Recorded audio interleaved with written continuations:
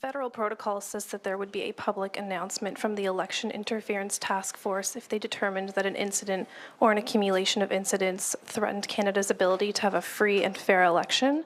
No such announcement was made, but now we're learning more details about those threats in bits and pieces.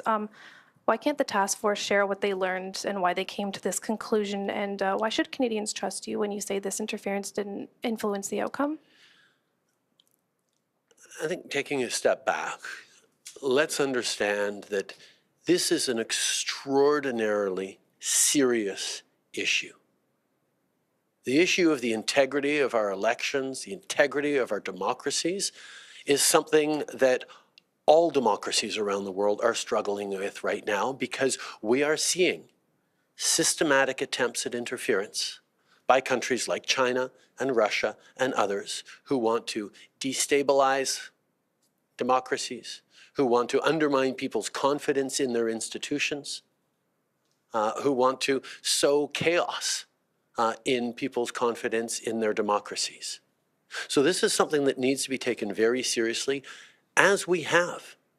Back in 2019, looking at what was happening around the world, this government took action and created an independent, nonpartisan panel of top public servants informed directly by all the intelligence agencies working on this issue to be able to ensure and to reassure Canadians that the integrity of our elections held.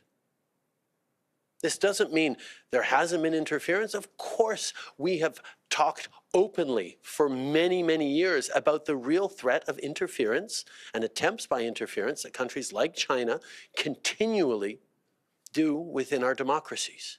And we have continually increased not just that tool, but other tools that our security agencies have to follow up on that. So Canadians can and should continue to have faith in their institutions around this. And they need to know that everyone is taking this seriously. What is not serious is putting a partisan spin on this, is playing political games to try and get partisan advantage out of undermining people's confidence in our institutions. It's not a partisan issue.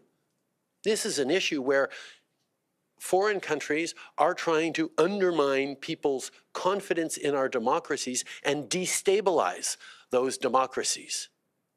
And when we lean in on partisanship around this, we're actually helping them in doing their work of sowing confusion and mistrust. Canadians can and should have trust and confidence in their institutions, regardless of how they feel about whichever political party happens to be in power.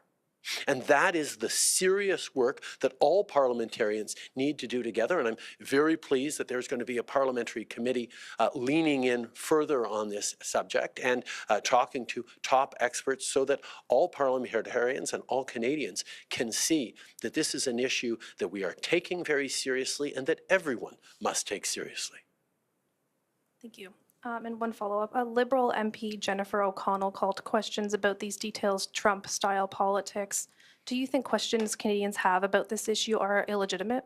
No, I think everyone should be worried about the fact that countries like China and Russia and others are continually trying to spread misinformation and disinformation, trying to interfere in our elections unsuccessfully so far, according to the top public servant experts, according to our intelligence agency's official reports.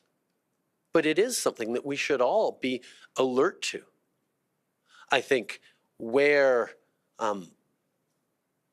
we should be careful as responsible leaders and in dealing with this seriously is to not fall into some of the political partisan traps that are out there right now. It's not about one party versus another. The foreign governments and foreign actors are trying to undermine people's confidence in democracy itself. and amplifying and giving partisan reasons to mistrust the outcome of an election, mistrust the experts at Elections Canada and in our security services and our top public servants who are saying that the election integrity held. That's something that we've seen from elsewhere is not a good path to go down for society or for democracy.